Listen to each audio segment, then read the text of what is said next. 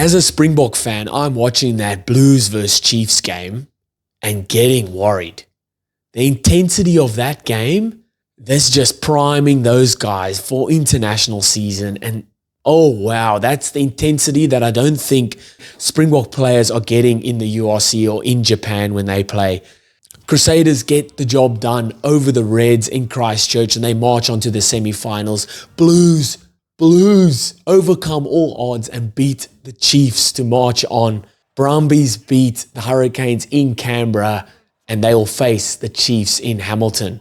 So next week it is Crusaders versus Blues and the Chiefs versus the Brumbies. But before we get into that, we're going to review the quarterfinals. As always, let me know in the comments what you guys thought of the games, who played well, who didn't, what was your match of the round, who scored your try of the round. There weren't many tries, but there were some worldies still. And who's going to take it out? We're on to the semi-finals. How quick is the Super Rugby season gone? But we'll get straight into it. So, Crusaders versus Reds, 32-12. Horrendous weather. Both teams still did look to throw the ball around, which I did enjoy.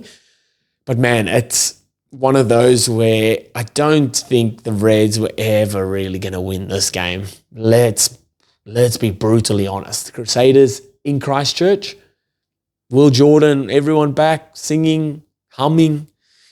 Man, took a while to get going, but Crusaders draw first blood with a Scott Barrett try, a fumble at the line out from the Reds, costs them dearly for Scott Barrett to jump over.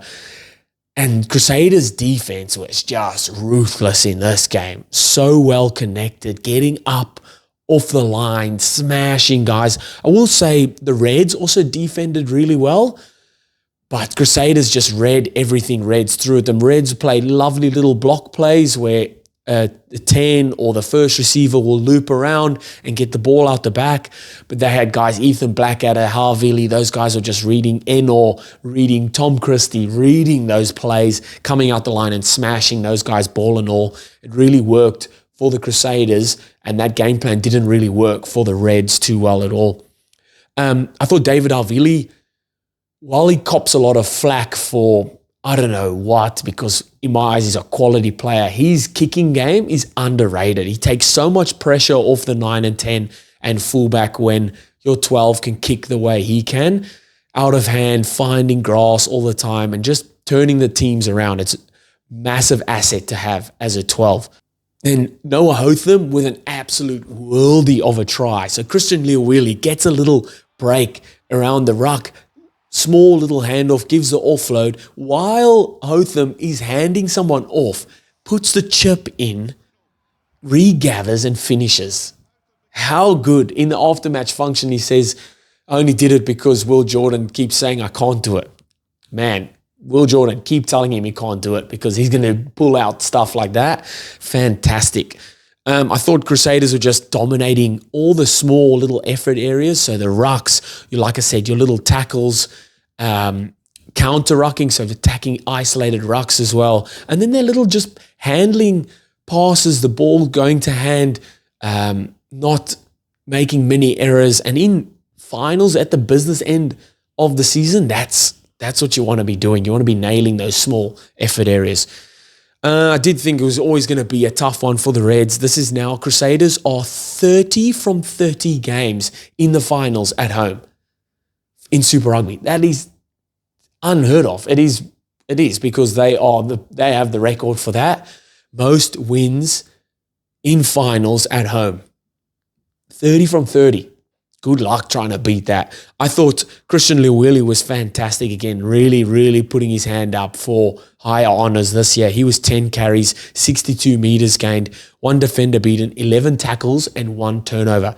He was my man of the match in that game. Definitely put his hand up. And coming up against the Wallabies number 8 in Harry Wilson, he definitely had the upper hand in that one. I thought Christian Leawili, fantastic. And Crusaders march on. The Reds are done for the season.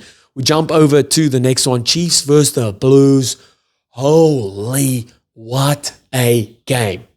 What a game. Blues against all odds. No one gave them a chance. Everyone was saying the Chiefs. That was me as well. And me watching this, test match intensity. I'm a Springbok fan. I'm watching this and my first thoughts are, holy, I don't think the Springbok players at club level are getting this sort of intensity. They're not getting this sort of intensity in the URC. I watched the Bulls versus Sharks. It was not like this game. The intensity was nowhere near this game. Holy, and if you disagree with me, go and watch the Chiefs versus Blues game and then watch the Sharks versus Bulls game this weekend. Holy. Yes, the Springboks have a few games to play together before they play the All Blacks. And yes, the Springbok players go to a whole new level when they put that green and gold jersey on. But man, people saying Super Rugby's dead or there's the intensity and the competitiveness, like, no, man, go watch this game. Go watch this game. What a game it was. Not a lot of tries. I think there was only 2 tries in it. But just the the contact, the physicality, the rucks, the handling, the execution, just everything to do with this game, unreal. And hats off to both teams because this would have taken everything out of them. What a game it was. So there's a lot of back and forth. There was penalties in the game that both D-Mac and Beauden Barrett were kicking over. And while I was watching this in the first half, Chiefs had a lot of the ball, right? Blues were defending 15 plus phases, then 20 phases, then 10 phases, like in lots of different patches of that first half, a ton of defensive efforts, like massive defensive efforts. And I'm sitting there thinking, this Blues team is licking their lips, absorbing this pressure. And that's how it turned out in the game, because when it comes into a dogfight, you do not want to go head-to-head with this Blues forward pack. Holy, man, we will tackle all day. We will tackle all day, and when we get our opportunity, we're going to make you pay for it. And did they? Yes, they did. There's a couple missed opportunities for both teams. Ratima knocked the ball on 2 meters out. Beauden Barrett knocks the ball on 2 meters out. Blues under the pump massively when Riccatelli tripped Damien McKenzie and got a yellow card. I don't think the Chiefs put enough pressure on them there. Definitely not enough scoreboard pressure. But, oh man, this Blues team. Wow, it takes 58 minutes for the first try. Daniel Rona. Like, the intensity of this game was just next level. It was test match intensity. Both teams absolutely giving it to each other. I thought Wallace Sititi did really well when he come on. There's a few... I think he made one crucial turnover, which changed kind of the momentum of the game a bit for the Chiefs. But this Blues forward pack, oh man, Toi Polotu, Ta'avao when he come on, Satutu, these guys just get into their work. And it seems like they love it. Riccatelli, these guys love it. Kurt Eklund, they love it. Give it to us. We'll take it and we're going to give it back to you twice as hard. How good and what a finish. A Blues go on. It didn't matter what the Chiefs won or lost. They were going to go through either winning the game or losing it and being the lucky loser. And they get a home semi-final, which I don't agree on. I feel like if you've won your semi, you should get a home game. Or if you won the semi and you're one of the highest ranked. You know what I mean? How does Blues win their semi, but then they play away from home in the semi? Oh, Blues win their quarterfinal, but then they play away from home in the semi. Chiefs lose the quarterfinal, but they play at home for their semi. Make that make sense, man. Anyway, we'll jump on to the last game of the round, the Brumbies versus Canes. What all happened in the games previous led to this game being a do or die, because Blues won, so that means Chiefs definitely go through as lucky loser, and Brumbies versus Canes, it's whoever wins here goes through.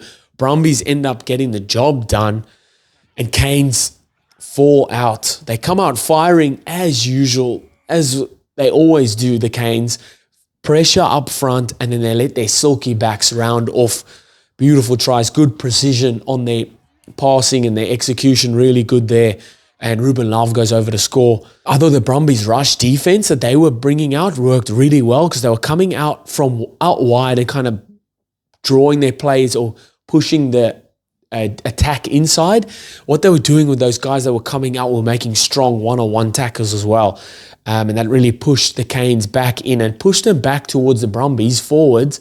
And that's what the Brumbies forwards want. Because similar to the Blues, their forwards just absolutely love everything to do with the physicality stuff. Tackles, rucks, mauls, carries, they love it. Valentini, all those boys, they love it.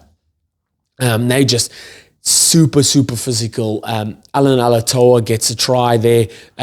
Slipper get a try as well. Physical. Go back to the boring old, we just need to win rugby, and that is use your forwards to get over the advantage line and keep using them. And it worked really well for them. I love the little play from Brumbies for Tom Wright's try off a dropout from a goal line dropout. And this is similar to what the Crusaders did the first round of Super Rugby this year. Dropout. They work the ball to the middle of the field. Valentini drops back. They play back to the blind side. He has a player. Valentini gets the ball. He's a predominant ball carrier. So whoever's defending him is not shifting off him. He's staying on him. He's got a ball carrier on his inside. This guy goes in towards the ruck. Tom Wright comes through the middle. Soft hands, a little inside ball. Tom Wright goes over untouched. And I think for the Crusaders one, they did a similar one. It was a dropout. They'd come down the blind side again. Ball carrier, little inside ball. Will Jordan bust straight through inside again to Carl Preston, and he ended up scoring. Brumbies really good here. Valentini good. I thought Ikitau was fantastic as well. Strong ball carries. He made a lot of strong tackles as well, and he's like an extra flanker on the field. He loves a little pick and drive off the ruck as well, always beating that first defender, and he did really well. Not just with ball in hand, but defensively as well. And that's it. We're down to 4. So it's Crusaders will play the Blues and Chiefs will play Brumbies next week. Oh man, what are your picks? Let me know what you thought of the quarterfinals. Is your team still in it? Is your second team still in it? Are all 4 of your teams still in it? Like mine, got to have more than one team, man. Let me know in the comments. Hit that subscribe if you haven't already. I'll see you.